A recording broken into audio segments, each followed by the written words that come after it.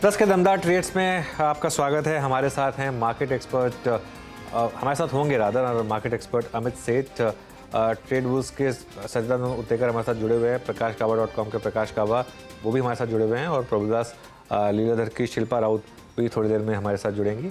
और थोड़ी देर में बिग मार्केट वॉइसेस में हमारे साथ होंगे गोल्डीलॉक्स प्रीमियम रिसर्च के गौतम शाह। शिल्पा जी अगर जुड़ गई हैं हमारे साथ। हाँ, तो शिल्पा जी गुड मॉर्निंग। मैं आपकी वो बैंक निफ्टी की कॉल से स्टार्ट करता हूँ जो कल आपने दी थी, उसका टारगेट मीट हुआ, तो पहले तो उसके लिए कॉन्ग्रेट्स। अब बताइए फ्रेश व्यू क्या है यहाँ पर, और आपकी इस समय की फ्रेश स्टॉक कॉल्स क्या है? गुड मॉर्निंग अनुज जी। एक्चुअली बैंक निफ्टी तो जैसा हमने सोचा था वैसा ही हुआ। एक 40 to 800 के अराउंड अभी रेजिस्टेंस है, तो फ्रेश बाइंग ऑन डिक्लाइन होना चाहिए या फिर अबव 40 to 800। अदरवाइज अभी no trade zone in bank Nifty. और अगर अभी इंडिविजुअल स्टॉक्स में ऑफकोर्स बहुत ज्यादा अभी मोमेंटम है, तो मेरा पहला बाय रहेगा जीएनएफसी। जीएनएफसी ने अभी 600 के ऊपर एक स्ट्रॉन्ग ब्रेकआउट दिया हुआ है, सस्टेन भी कर रहा है। दिसंबर फ्यूचर्स ट्रेड कर रहा है 610 611 पे, तो स्टॉप लॉस यहाँ पे रहेगा 595 और प्रोजेक्टेड टारगेट यहाँ से रहेगा 645 से 660। और मेरा दूसरा बाय अभी यहाँ पे रहेगा, कल जैसे मैंने टाइटन पे भी मैंने आपके शो पे कल दिया हुआ था long Titan for targets of 2660। तो मेरा अभी भी बाय टाइटन पे ही है। 2645 दिसंबर सीरीज ट्रेड कर रहा है। प्रोजेक्टेड टारगेट यहाँ से 2700 है और आपका इमीडिएट स्टॉप लॉस रहेगा 2620 का। जीएनएफसी और टाइटन ये दो फ्रेश कॉल्स इस समय। और बैंक निफ्टी पर जो शिल्पा जी ने कल 12 बजे ये जो कॉल दी थी बैंक निफ्टी की कॉल ऑप्शन की, उसका टारगेट मीट हुआ है। अब वो बोल रही है कि यहाँ पर एक फ्रेश कॉल नहीं है, एक नो ट्रेड जोन में है मार्केट इस समय, और देखते हैं कि ये ऊपर आ रहा है कि नहीं। थोड़ा कूल ऑफ मार्केट में देखिए वंस अगेन वापस ये लो वॉल्यूम वाली मार्केट में ये थोड़ा सा एक दिक्कत रहेगी। कभी मार्केट जैसे लगेगा कि आपको एक फ्रेश ब्रेकआउट आ रहा है, अभी हमने बात की थी कि एकदम फ्रेश ब्रेकआउट विजिबल था स्क्रीन पर और एकदम से वहाँ पर कूल ऑफ आता हुआ, लेकिन कूल ऑफ जो है वो पूरा का पूरा निफ्टी में है, बैंक निफ्टी में नहीं है। और निफ्टी के 2-3 स्टॉक्स लेकर आइए जरा, Larsen and Toubro, TCS, Infosys और रिलायंस। इनफैक्ट रिलायंस तो काफ़ी वॉलेटाइल है, और रिलायंस क्योंकि सबसे बड़ा वेट रखता है निफ्टी के ऊपर, इसके लिए उसके हल्के से मूव से भी काफ़ी फर्क आ जाता है। दिन में जब मैंने स्टार्ट की थी तो काफ़ी ऊपर स्टार्ट की थी, लेकिन अब रेड में आ रहा है ये स्टॉक, और इसकी वजह से थोड़ा सा प्रेशर जो है वो क्लियरली आप निफ्टी पर देख रहे हैं, और बाकी एक दो स्टॉक्स भी यहाँ पर इम्पैक्ट कर रहे हैं। अमित सेठ भी जुड़ गए हमारे साथ। Amit good morning. पहले तो रिलायंस पे अपना व्यू दीजिए क्योंकि ये काफ़ी इम्पैक्ट कर रहा है मार्केट को, और उसके बाद आपकी कॉल्स। जी अनुज जी, रिलायंस में जैसे कि हमने देखा कि just one second, Reliance industries का अनुजी अगर हम स्ट्रक्चर देखें तो इसमें हम एक पुल बैक देख रहे थे, जो कि कल ना कल इसने 50-डे एक्सपोनेंशियल मूविंग एवरेज में आके सपोर्ट लिया। It is available at a good risk reward zone, लेकिन अगर ये 10 डे के ऊपर अगर क्लोज देता है तो फिर हम इसमें अपमूव वापस देख सकते हैं। तो रिलायंस का वैसे तो स्ट्रक्चर पॉजिटिव है क्योंकि it is still trading our fifty day exponential moving average, but मुझे ऐसा लगता है कि मोमेंटम तभी आएगा once it is able to cross 2580 2590 के लेवल्स में। तो अगर एक बार अगर क्लोजिंग बेसिस में 2580 2590 क्रॉस करता है तो मुझे लगता है रिलायंस इज अगेन मोमेंटम के रडार पे फिर जरूर लेना चाहिए और इसमें लॉन्ग पोजीशन बनानी चाहिए। तब तक फॉर द टाइम बिंग इसको अपनी वॉच लिस्ट में और हमें ऑब्जर्व करना चाहिए। अनुजी, मेरी जो दो ट्रेड्स हैं, पहली ट्रेड रहेगी यूपीएल। यूपीएल में हमने देखा कि एक बहुत ही अच्छा अपमूव था और 7-8 दिनों का एक ऑर्डरली पुल बैक था जिसने 10 डेमा में रेस्ट किया, और कल हमने इसमें एक अपमूव देखा था। मॉर्निंग से हल्का फुल्का इसने गेन्स अपना गिव अप कर दिया है, बट फ्लैग पैटर्न का breakout is still in place. तो यूपीएल में एक पोजीशन बनाई जा सकती है। कैश में इसका प्राइस लगभग 772 रुपए का, 772 का। इसे बाय करें, स्टॉप लॉस रहेगा लगभग 758 का, और मेरे टारगेट्स रहेंगे 810 के। अनुजी, जो सेकंड स्टॉक मुझे पसंद आ रहा है that is HDFC limited. As we all know, HDFC limited में हमने एक बहुत ही शानदार मूव देखा था, उसके बाद स्टॉक कंटिन्यूअसली कंसोलिडेट कर रहा है, पुल बैक कर रहा है। तो मुझे लग रहा है कि वो जो हमने कैंडल एचडीएफसी लिमिटेड की लगभग 11 नवंबर की देखी थी, that is the start of up move. Stock हमें एक एंट्री की अपॉर्चुनिटी दे रहा है एक अच्छे रिस्क रिवॉर्ड पॉइंट में, because it is resting at 10 DEMA. तो इसमें एक लॉन्ग बनाना चाहिए। स्टॉप लॉस छोटा सा रखूंगा 2600 रुपए का, और टारगेट्स मेरे रहेंगे 2710 के। ओके, इस बीच जैसे कि निफ्टी के लिए अगर आप देखिए प्रेशर पॉइंट्स रिलायंस हैं, निफ्टी आईटी है, निफ्टी बैंक के लिए एक्सिस बैंक डी हाई की ट्रेजेक्टरी में आता है। मीनवाइल हम आपकी स्क्रीन पर अगर आप देखें जो विजुअल्स देख रहे हैं इस वक्त लिस्टिंग सेरेमनी के इशू प्राइस जो था आइनॉक्स ग्रीन एनर्जी, Congratulations! लेकिन जो BSE पे लिस्ट हुआ Inox है वो Green आपकी स्क्रीन Energy पे Services 60 Limited 80 is now officially और listed Inox Green on अगर the आप stock देखें exchanges. नाम ग्रीन लेकिन शुरुआती रुझान लाल। आपकी स्क्रीन पे अगर आप देखें जो लिस्टिंग प्राइस ये इशू प्राइस था 65 उसके अगेंस्ट लगभग 61-80 पे फ्लोट करता हुआ दोनों ही एक्सचेंजेस पर। तो यहाँ पर एक निराशाजनक लिस्टिंग और आइनॉक्स ग्रीन जो कि करीब करीब 65 रुपए का प्राइस था लिस्टिंग गेन अगर आप देखें आपको कुछ नहीं मिला बट ग्रेजुअली अगर आप देखें थोड़ा सा पिकअप करता हुआ स्टॉक नाउ 63-60 के जोन पे आके ट्रेड करता हुआ। और चलिए इस लिस्टिंग से आगे बढ़ते हैं थोड़ा सा और इंडस्ट्रीज को फिर देखते हैं। एक बार शिल्पा जी इनफैक्ट जरा एक्सिस बैंक को देखिएगा। एक्सिस बैंक डे हाई पर आता हुआ और कल की जो हाईएस्ट ट्रैजेक्टरी है उसको ऑलमोस्ट नॉक करता हुआ। और मैं देख रहा हूँ इस वक्त निफ्टी बैंक की अभी भी जो 42,500 के ऊपर की स्ट्राइक से सबके प्रीमियम्स डे हाई पे फ्लोट कर रहे हैं। अब हमें पुश करने के लिए एक एक्सिस बैंक भी मिल गया। आपका व्यू एक्सिस बैंक पे? जी वीरेंद्र जी, एक्सिस बैंक का अभी इमीडिएट रेजिस्टेंस 880 पे आएगा। Above that axis bank again will get into new round of momentum. Targets 920 से 930, 35, 40 एक्सटेंडेड टारगेट्स रहेंगे, लेकिन अभी के लिए बाय ओनली अबव 880 या फिर अगर किसी ने ऑलरेडी पार्टिसिपेट किया है तो 880 के अराउंड एक बार बुक करना इंपॉर्टेंट है। ओके चलिए एक दो स्टॉक्स और देख लेते हैं। आज थोड़ा सा मिड कैप स्पेसिफिक डे भी है, थोड़ा सा आप क्लियरली विजिबल है स्क्रीन पर। एक दो स्टॉक्स लेकर आते हैं F&O के जो काफ़ी फेवरेट्स हैं नॉर्मली। बाटा जैसे एक है, वहाँ पर एक फ्रेश मूव इस समय आ रहा है बाटा में। PI इंडस्ट्रीज़ में एक मूव आ रहा है क्लियरली।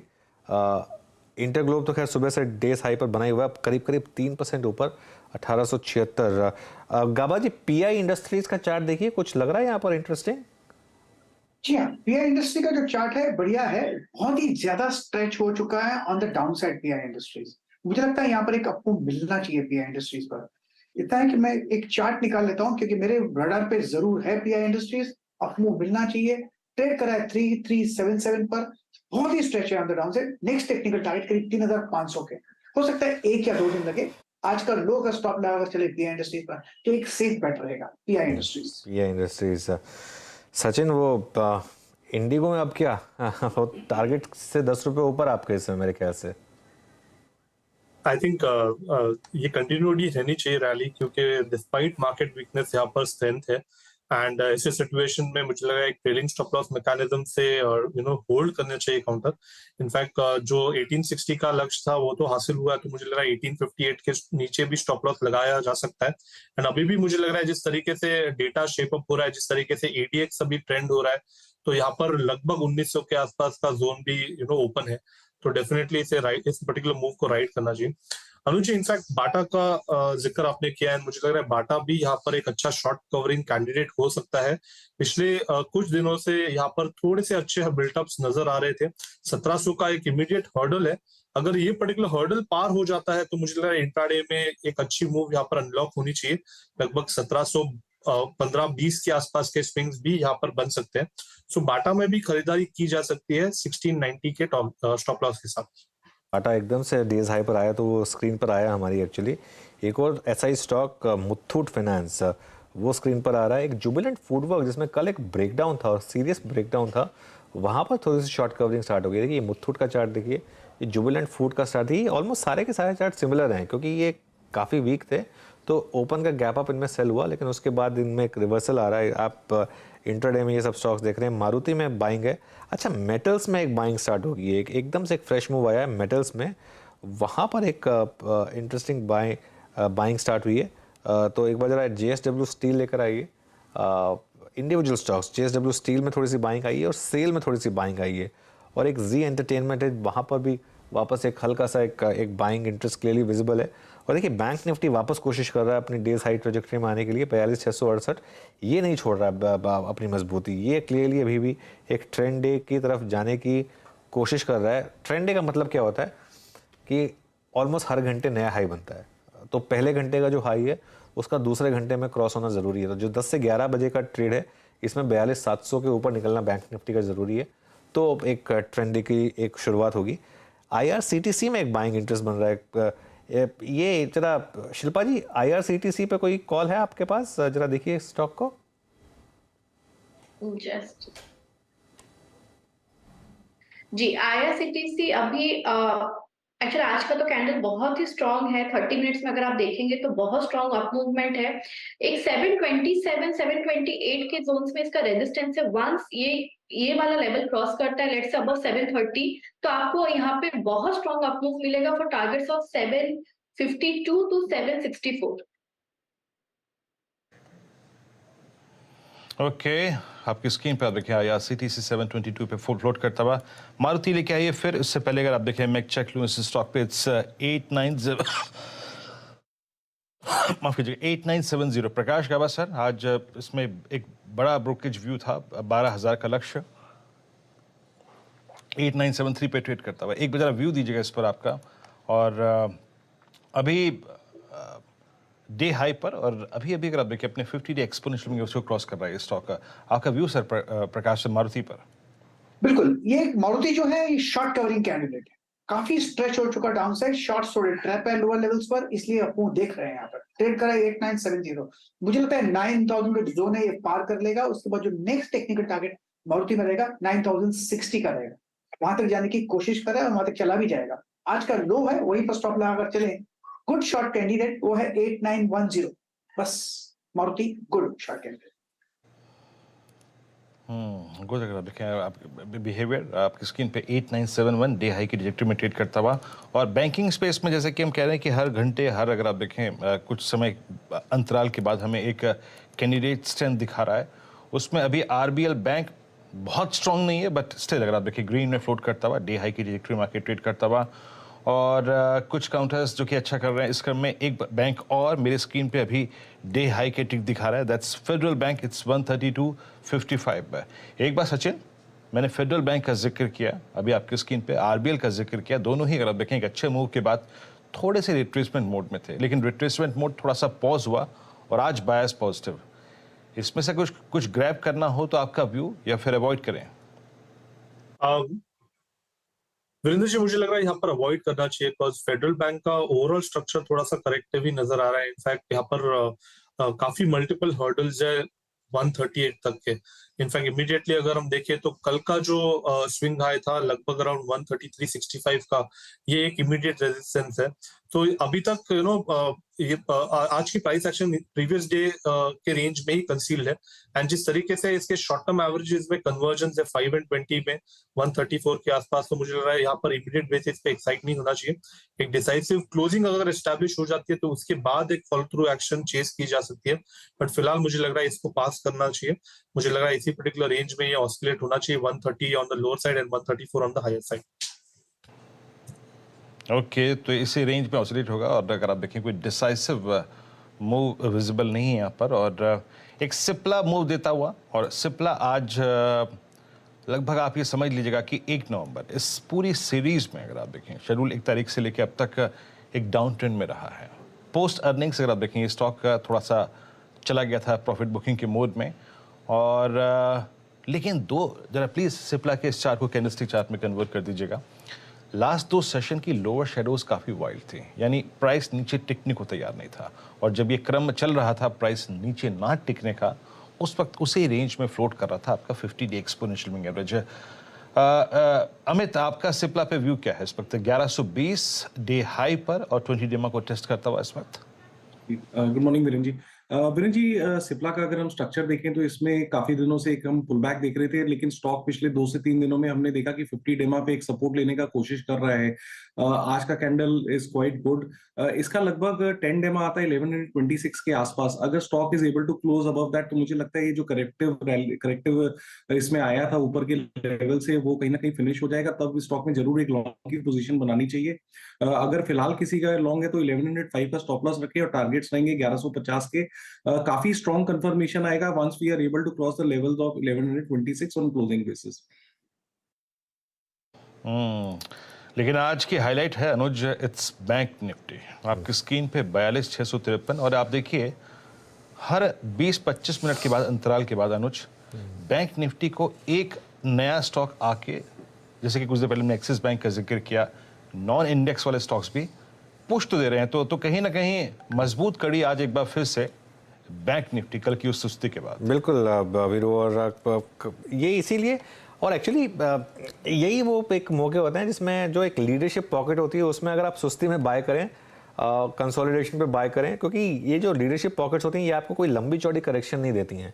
इनमें करेक्शन आपको टाइम स्पेसिफिक ही मिलता है। बैंक निफ्टी में आप पिछले 15 या 20 दिन का चार्ट देख लीजिए, आपको कोई बहुत लंबी चौड़ी करेक्शन नहीं मिली है। आपको एक आध बार कभी इंट्राडे में नॉक आ गया तो आ गया, वो अलग बात है, लेकिन ये चार्ट है बैंक निफ्टी का, ये 14 दिन का चार्ट है बैंक निफ्टी का। आप उसको समझने की कोशिश करिए। करीब करीब 3.5% का मूव इस समय बैंक निफ्टी पर मिला है। 3.5% का मूव कहने को आपको भले ही बहुत बड़ा ना लगे, लेकिन अगर आप एक ऑप्शन ट्रेडर हैं तो करीब करीब 1200-1300 पॉइंट हो गया, तो वो एक बड़ा मूव है। और इसीलिए वो जो मेरा एक 44,000 का व्यू है उसमें कोई ज़्यादा डिस्टेंस नहीं है यहाँ से, सिर्फ 1300 पॉइंट हो चाहिए आपको और आप आ जाएंगे 44,000 पर बैंक निफ्टी में। तो एक बहुत ही स्ट्रॉन्ग इंडेक्स है बैंक निफ्टी, और मेरे ख्याल से एक क्लियरली आपको एक दिखा रहा है ये आपकी एक मार्केट एक इकोनॉमी कॉल ले रही है। ये आपकी मार्केट जो है पिछले पूरे साल आपको याद होगा आईटी इंडेक्स ज़बरदस्त आउट परफॉर्म कर रहा था। इस पूरे साल आपने उसका रिवर्सल देखा है। इनफैक्ट एक बार एक अगर दिखा सकें एक बार तो Nifty IT versus Nifty bank ले आते हैं, एक साल का मूव, वो आपको एक ब्यूटीफुली एक्सप्लेन करेगा कि इस समय मार्केट में हो क्या रहा है। ये देखिए आज भी वापस यही हो रहा है, निफ्टी आईटी डेज लो पर, निफ्टी बैंक डेज हाई पर। ये निफ्टी आईटी 12 महीने का चार्ट देखिए, 17% नीचे निफ्टी आईटी, और यही मूव आप निफ्टी बैंक में देखिए 12 महीने का 14% ऊपर, 31% का रिलेटिव आउट परफॉर्मेंस है। इसी को अगर आप 3 साल में देखेंगे तो आप नोटिस करेंगे कि निफ्टी आईटी अभी भी 3 साल में ऊपर। ये देखिए ये क्या ज़बरदस्त एक आउट परफॉर्मेंस इस समय निफ्टी बैंक की कंपेयर टू निफ्टी आईटी पर। चलिए अब एक काम करते हैं, एक इसी पर बात कर लेते हैं, इस पर और बाकी और चीज़ों पर लंबी अवधि का नजरिया बनाने के लिए हमारे साथ गोल्डीलॉक्स प्रीमियम रिसर्च के गौतम शाह जी जुड़ गए हैं। Gautam ji good morning. इस पर ही पहले बात कर लेते हैं, Nifty IT versus Nifty bank. अब एक लग रहा है आपको ये मोमेंटम जो कंटिन्यू हुआ है बैंक निफ्टी में ऑन द अपसाइड और compare to Nifty IT on the down side, ये कंटिन्यू करेगा कुछ और टाइम तक? Good morning Anuj. देखिए मार्केट्स में nothing is structural these days, क्योंकि कुछ चीज कुछ महीनों के लिए या कुछ क्वार्टर्स के लिए चलता है, उसके बाद वो डिस्कनेक्टेड हो जाता है। हम आईटी और बैंक्स के बारे में बात कर रहे हैं तो हमें ये नहीं भूलना होगा कि 2020 और फर्स्ट हाफ ऑफ 2021 में IT index was the leader in the Nifty rally. तो उस समय अगर आप देखें तो आईटी इंडेक्स बैंक निफ्टी को आउट परफॉर्म कर रहा था। बट सेकेंड हाफ ऑफ 2021 से ये पूरा सीन कंप्लीटली चेंज हो गया, क्योंकि तब क्या हो रहा था कि आईटी इंडेक्स ने एक बैकसीट ले लिया, क्योंकि काफी स्ट्रेच्ड हो गए थे, यूएस मार्केट्स काफी टॉपिश हो गए थे, तो सारे फैक्टर्स आ गए थे, हेडविंड्स काफी थे ग्लोबल एनवायरनमेंट में। और उसके बाद जो बैंक्स है वो टेक ओवर कर दिए, और ये हम ब्यूटीफुली रेशियो चार्ट्स के थ्रू देख सकते हैं। क्योंकि अगर आप बैंक निफ्टी को आईटी इंडेक्स से डिवाइड करें तो आपको दिखेगा कि एक साल पहले ये ब्रेकआउट हो चुका है। और बैंक निफ्टी ही एक रीजन है क्योंकि निफ्टी आज 18,300-400 के लेवल्स पे है, और जब तक बैंक निफ्टी सेफ है पूरा मार्केट मुझे सेफ लगता है। तो ये एक अच्छी ट्रेंड है बैंक निफ्टी का। जिस तरह का लास्ट 15 दिन का जो ट्रेडिंग एक्शन है आई थिंक काफी अच्छा है, और मुझे लगता है कि बैंक निफ्टी 43,500 टू 43,800 तक धीरे धीरे चला जाएगा। And the icing on the cake is that HDFC bank has finally made a comeback, क्योंकि अभी जो पूरी रैली थी वो आईसीआईसीआई बैंक, एसबीआई, एक्सिस के चलते थी, बट अब लग रहा है कि एचडीएफसी बैंक भी कंट्रीब्यूट करेगा। तो ओवरऑल बेसिस पे कमिटमेंट बना के रखिए बैंक्स में, वो और यहाँ से चलेंगे। देखिए जरा एक बार बाटा लेकर आइए वापस। हमने जो स्पॉट किया था एक बाटा में मूव, वो अब एक अच्छे मूव की तरफ बढ़ रहा है। 1708 इस समय फ्यूचर्स में बाटा का रेट, और 1702-3 कैश में। ये जब एकदम ब्रेकआउट हुआ था तब हमने स्पॉट किया था इसको, सचिन से कॉल भी ली था इस पर। इसको रिविजिट करेंगे, लेकिन इस समय ये डेज हाई पर बैंक निफ्टी अभी भी स्ट्रांग बना हुआ है। तो अच्छा गौतम एक चीज़ बताइए, ये जो पीएसयू बैंकों में खास तौर से रैली आ रही है, ये यहाँ पे आपको थोड़ा लग रहा है कि एक ओवर स्ट्रेचिंग हो रही है, एग्जॉशन हो रहा है, रिस्क है, या फिर इसी को चेस करें? क्योंकि मोमेंटम इन्वेस्टिंग काम कर रही है। मतलब पीएसयू बैंक इंडेक्स एक हफ्ते पहले भी ओवरबॉट लग रहा था, लेकिन वहां से भी जबरदस्त रैली आ गई इसमें। तो यहाँ पर क्या व्यू बनेगा? देखिए समझना जरूरी है कि पीएसयू इंडेक्स 10 साल से अंडर परफॉर्म कर रहा था, तो उसमें डेफिनेटली काफी रूम थी ऊपर जाने के लिए। और हमने पिछले महीने भी ये चार्ट शेयर किया था कि अगर आप पीएसयू बैंकिंग इंडेक्स को निफ्टी से डिवाइड करें और पीएसयू बैंकिंग इंडेक्स को प्राइवेट बैंकिंग से डिवाइड करें तो एक बहुत ही मेगा ब्रेकआउट हमने 20-25 दिन पहले स्पॉट किया था, और उसके चलते ही उसमें आउट परफॉर्मेंस आई है। बट अभी क्या हुआ है कि जो छोटे पीएसयू बैंक्स है उसमें ज्यादा मोमेंटम है, वहां पर थोड़ा सा एग्जॉशन है, थोड़ा सा ओवरबॉट है। इस लेवल्स पे छोटे पीएसयू बैंक्स पे ज्यादा कमिट मत कीजिए। I think these are levels where you can easily get stuck up. और ये सब स्टॉक्स है जिसके काफी खराब ट्रैक रिकॉर्ड रहे हैं अगर आप पिछले 10-15 साल का ट्रैक रिकॉर्ड देखें। बट अगर आप बड़े पीएसयू स्टॉक्स में रहते हैं, कैनरा बैंक, बीओबी और एसबीआई, तो मुझे लग रहा है कि यहाँ से भी 20 से 25% की तेजी आराम से मिलेगी। सो हर डिप्स में इसमें ऐड कीजिए, और अगर आप लोअर लेवल से इन्वेस्टेड है तो प्रॉफिट बुकिंग मत कीजिए, अभी इसमें और तेजी है। जी हाँ, तो अभी प्रॉफिट बुकिंग आपको पीएसयू बैंक्स में जो क्रीमी लेयर है, याद रखिएगा, उसमें नहीं करनी है। डिप मिले तो बाय कीजिएगा, और अभी भी सब्सटेंशियल अपसाइड इन बैंकों में है। गौतम जी का व्यू। अच्छा गौतम जी, अब एक एक करके सेक्टर्स पर करते हैं। आपका बैंकों पे हमने व्यू सुना अभी। हर एग्रेसिव दिन में 2 दिन बाद, 3 दिन बाद हम सीमेंट में एक बहुत स्ट्रॉन्ग बाइंग देखते हैं। हमने एसीसी अंबुजा में काफ़ी स्ट्रॉन्ग बाइंग देखी। अभी आपको सीमेंट में जो वो अल्ट्राटेक सीमेंट अभी भी 7,000 की रेंज में काफ़ी हद तक कंसोलिडेट कर रहा है। सीमेंट में एक जो डिफरेंशियल क्रिएट हो गया है rest of stocks versus UltraTech, अभी सीमेंट में आपको अपॉर्चुनिटी कहाँ नजर आ रही है? अगर एक इंडिविजुअल स्टॉक पिक करना हो सीमेंट का, तो वो कौन सा होगा? देखिए, cement has become a very volatile space. अगर आप पिछले 2-3 महीने का ट्रैक रिकॉर्ड देखें तो कई स्टॉक्स है जो काफी गिर भी गए हैं और वहां से वो अब धीरे धीरे रिकवर कर रहे हैं। सो यहाँ पर आपको you have to be very stock specific. हमारा फेवरेट 2 ही स्टॉक है सीमेंट स्पेस में, एक तो अंबुजा सीमेंट जहाँ पर अडानी एंगल भी है, और दूसरी है अल्ट्राटेक सीमेंट। सो हमें ये 2 स्टॉक्स अच्छा लगता है। मुझे लगता है कि अगर आपको सीमेंट रैली प्ले करना है तो ये दो स्टॉक्स के थ्रू कीजिए।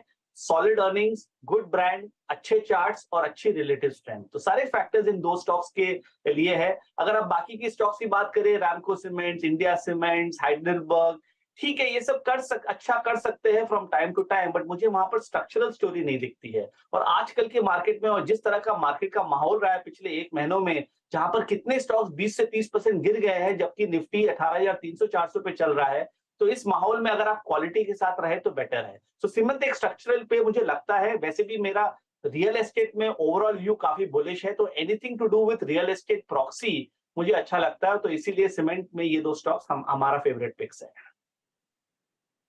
ओके, चलिए, तो मैं यहाँ से रियल एस्टेट पे बात करता हूँ। गौतम, लास्ट टाइम भी मैंने आपका व्यू सुना था। रियल एस्टेट पे आपका व्यू, और किन किन को चेज करना चाहिए? Along with real estate we have home improvement, और साथ ही साथ एंटायर अगर हम देखें तो आपका ceramic stocks, tile stocks, Polycab, home improvement में, इस स्पेस में आपको क्या अच्छा लग रहा है इस वक्त? क्या चीज़ करना चाहिए? और एक और चीज़ गौतम, कि बहुत सीरियस प्राइस डैमेज कुछ रियल एस्टेट की ऐसी कंपनियों में हुआ है जो कि अगर आप देखें बहुत हायर प्राइसिंग में और प्रीमियम सेगमेंट्स में ट्रेड करती हैं, लाइक गोदरेज प्रॉपर्टीज। लगभग 40 to 45% का प्राइस डैमेज, उसको आप एक अपॉर्चुनिटी मानते हैं क्या? नहीं, आई थिंक इस मार्केट में विनर्स के साथ रहना चाहिए, क्योंकि अभी जिस तरह की मार्केट है, आपके पास at any point of time choices है कि अगर आप डीएलएफ में कमिट करें कि गोदरेज प्रॉपर्टीज में कमिट करें, आप आईटीसी में कमिट करें कि एचयूएल में कमिट करें, आईसीआईसीआई बैंक में कमिट करें या इंडसइंड बैंक में कमिट करें। और ये जो स्ट्रेटेजिक डिसीजंस है, ये डिसाइड करता है कि आपका पोर्टफोलियो आउटपरफॉर्म करेगा कि नहीं। सो हम गोल्डीलॉक्स में, हमारा फेवरेट्स हमेशा से ही डीएलएफ और ओबेरॉय रियलिटी रहा है। मुझे लगता है कि ये दोनों स्टॉक्स यहाँ से भी आउटपरफॉर्म करेंगे। रियल एस्टेट इंडेक्स ने ज्यादा कुछ किया नहीं है पिछले 1 महीना में, अगर आप देखें तो एकदम साइडवेज रहा है वो इंडेक्स, बट अब वो एकदम सपोर्ट के पास है। तो मुझे लग रहा है कि यहाँ से घूमना चाहिए, और अगर वो घूमता है तो डीएलएफ और Oberoi reality I think will be the best beneficiaries. But एक अगर डार्क हॉर्स है जो मुझे लग रहा है कि अगले 1 साल में अच्छा रिटर्न दे सकता है, वो है प्रेस्टीज एस्टेट्स। इसमें बहुत अच्छी स्ट्रक्चर बन रही है। The stock has become very very sideways. Brand में तो कोई क्वेश्चन है ही नहीं, अर्निंग्स भी काफी अच्छे रहे हैं। बैंगलोर रियल एस्टेट का एक स्टॉक है ये, और लग रहा है कि अगर आप 10 से 12% का अगर आप रिस्क लें तो इसमें 30 से 50% की तेजी मिल सकती है। तो ये 3 स्टॉक्स मैं रियल एस्टेट पे रेकमेंड करूंगा। ओके, अच्छा, अब जरा निफ्टी एक बार वापस लेकर आइए। निफ्टी रेड में आने की तैयारी कर रहा है, और बैंक निफ्टी अभी भी 200 पॉइंट ऊपर। ये ज़बरदस्त डायकॉटमी है मार्केट में इस समय। ऐसा बहुत कम देखने को मिलता है। ऑफ लेट थोड़ा सा दिखने लगा है, लेकिन रिलायंस में अच्छा खासा सेलिंग प्रेशर है। ITC, TCS. गौतम, आईटीसी पर क्या व्यू बन रहा है? लगातार वन वे रैली आई आईटीसी में, 200 वाली, 200 से स्टार्ट हुई, 200 में इतने टाइम तक इसने टाइम स्पेंड किया, 200 से गया 360। लेकिन अब पिछले 1 महीने में थोड़ा एक आईटीसी जो हर डिक्लाइन पे बाय बन जाता था, वहां पर अब काफी टाइम बाद मैं देख रहा हूँ लोगों ने शॉर्ट कॉल भी देना शुरू किया है। लग रहा है यहाँ पर रैली मैच्योर हो गई है, या फिर इस डिक्लाइन में बाय करना चाहिए? नहीं, शॉर्ट टर्म के हिसाब से देखें तो लग रहा है कि एक बार टॉप आउट हो गया है, क्योंकि अगर आप एफएमसीजी इंडेक्स का चार्ट देखें तो वीकली चार्ट्स काफी खराब है। बहुत क्लियर सी नेगेटिव डाइवर्जेंस थी, थोड़ा सा ओवरडन भी था, और क्योंकि मार्केट अब एक रिस्क ऑन मोड में चला गया है, तो I think smart money is flowing away from FMCG and into other sectors of the market like banks and some of the other names. So लगता है कि FMCG एक बार के लिए अंडर परफॉर्म करेगा, इससे दूर रहिए, अग्रेसिवली बाय और डिप्स मत कीजिए, हो सकता है कि आपको दूसरे सेक्टर्स में बेटर अपॉर्चुनिटी मिले। सो ऑटो और FMCG जो काफी स्टार्स थे पिछले 3-4 महीने के, वो मुझे लग रहा है कि एक बार बैक सीट ले लेंगे। बट निफ्टी के बारे में हमने बात ही नहीं किया। I think the two very important point right now कि मार्केट लाइफ टाइम हाइस के आसपास है, बट यूफोरिया का नामो निशान नहीं है। एक तो वो एस्पेक्ट है। सेकेंडली, अगर आप ब्रेथ स्टडीज को देखें तो ब्रेथ स्टडीज ओवरबॉट इंडिकेशन से काफी दूर है। सो आई थिंक मार्केट एक फाउंडेशन, एक प्लेटफॉर्म बना रहा है नया हाइस बनाने के लिए। थोड़ा सा बैक एंड फोर्थ है, बट 18,100 का बहुत सॉलिड सपोर्ट है। जब तक मार्केट इस लेवल के ऊपर है, मुझे लगता है कि इवेंचुअली ये 18,600 और न्यू हाइस की तरफ चला जाएगा, और होपफुली अगले 2 हफ्तों में होना चाहिए। एक्चुअली गौतम, मैं आने वाला था इस सवाल पर। ये सवाल था मेरे जहन में कि मैं आपसे पूछूंगा, क्योंकि आप ये स्टडीज़ करते हैं। मैं कल एक स्टडी कर रहा था जिसमें मैं देख रहा था कि कहाँ है Nifty compare to September lows, और कहाँ है निफ्टी मिड कैप, और कहाँ है निफ्टी जूनियर। एक बहुत स्टनिंग एक मेरे को डेटा दिखाई दिया कि निफ्टी के जो 29 सितंबर का लो है, वहाँ से अगर आप रैली देखें, वो रैली मिड कैप और जूनियर में बिल्कुल नहीं आई है। मतलब मिड कैप इस समय रिफ्लेक्ट कर रहा है निफ्टी का लेवल 17,200, और जूनियर रिफ्लेक्ट कर रहा है निफ्टी का लेवल 16,950, वो जो 16,800 से निफ्टी में रैली स्टार्ट हुई थी। तो ये जो डायकॉटमी है, इसको एज ए टेक्निकल एनालिस्ट आप किस तरीके से देखते हैं? डिस्ट्रीब्यूशन फेज, या फिर एक बस एक पहला फेज मार्केट का लार्ज कैप के लिए रिजर्व्ड है और दूसरा फेज मिड कैप के लिए आएगा? मतलब टेक्निकल स्टडीज क्या बताती हैं इस बारे में? देखिए, मार्केट का काम है कंफ्यूज करना, और आप कोई भी तरह की स्कैन ले सकते हैं। अगर आप इसको हाफ ग्लास एम्प्टी देखेंगे तो आप बोलेंगे कि अरे ब्रॉडर मार्केट्स में तो स्ट्रेंथ है ही नहीं, तो निफ्टी सस्टेन नहीं करेगा और इवेंचुअली वो गिर जाएगा। माने कि जो हुआ है पिछले 1-1.5 महीने में, वो एक डिस्ट्रीब्यूशन है। और अगर आप हाफ ग्लास फुल अप्रोच देखें तो आपको लगेगा कि अरे चलो, निफ्टी तो 18,300-400 तक आ गया है। मिड कैप्स में जो नॉन क्वालिटी स्टॉक्स थे वो तो काफी गिर गए पिछले 1 महीना में, और इवेंचुअली मिड कैप्स और स्मॉल कैप्स भी धीरे धीरे चल जाएंगे। मेरा मानना है कि मैं इसको कंसोलिडेशन की तरह देखता हूं। मुझे लगता नहीं है कि यहाँ से मिड कैप्स और स्मॉल कैप्स में ज्यादा गिरावट है। और आपको ग्लोबल एनवायरनमेंट समझना बहुत जरूरी है, क्योंकि यूएस मार्केट में इतनी बड़ी तेजी आई है। यूरोपियन मार्केट्स आप देखिए, एक वी शेप रिकवरी वहां पर आई है। क्रूड आपने देखा क्या हुआ है, डॉलर इंडेक्स में हमने देखा, यूएसडी आईएनआर में हमने इतनी बड़ी मूव आई। इंडिया विक्स कल 14 के नीचे चला गया। तो ये जिस तरह की इंडिकेशंस है, मुझे लग रहा है कि this is a foundation for the entire market to actually do well from here. So मैं उससे कंसोलिडेशन मानता हूं, और मिड कैप्स और स्मॉल कैप्स में इस लेवल्स पे रिस्क रिवॉर्ड काफी अच्छी है कमिटमेंट बनाने की। तो अगर आप एक बास्केट बाइंग करें इस लेवल्स पे, तो आई थिंक मिड कैप्स और स्मॉल कैप्स में कीजिए, और लार्ज कैप्स में स्टॉक स्पेसिफिक रहिए, क्योंकि हर कुछ नहीं चल रहा है। बजाज फाइनेंस, बजाज फिनसर्व आपने देखा इस मार्केट एनवायरनमेंट में भी वो गिर रहा है, और on the other hand ICICI bank, SBI, L and T, Bharti को देखिए लाइफ टाइम हाइस पे चल रहे हैं और अभी भी स्ट्रांग है। ओके, चलिए गौतम, अच्छा एक लास्ट क्वेश्चन एक्चुअली मैं, क्योंकि आप ग्लोबल चार्ट्स को बहुत अच्छे से फॉलो करते हैं, डॉलर इंडेक्स का चार्ट क्या बता रहा है आपको? क्योंकि वहां पर एक काफ़ी कंफ्यूजन है।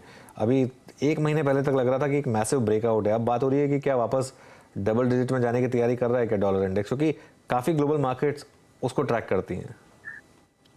देखिए, डॉलर इंडेक्स देखिए इंपॉर्टेंट है, क्योंकि हम बिलीव करते हैं कि इंटर मार्केट एनालिसिस हमारी मार्केट में काम करता है, और लग रहा है कि एक बार के लिए वो टॉप आउट हो चुका है, और 97 to 100 का एक इंपॉर्टेंट मीडियम टर्म सपोर्ट है, तो वहां तक वो धीरे धीरे जा सकता है। बट ऐसी कोई क्लैरिटी नहीं है कि ट्रेंड पूरी तरीके से बदल गया, तो मुझे वो समझ में नहीं आ रहा है उतना। बट अगर आप इक्विटी मार्केट चार्ट्स को देखें, अगर आप वर्ल्ड इंडेक्स को देखें, मैंने अभी एक इवेंट पे MSCI वर्ल्ड इंडेक्स का चार्ट दिखाया, और उस इंडेक्स के चार्ट से हमें ये लग रहा था कि world equity markets in general 3 हफ्ते पहले बॉटम आउट हो गई है।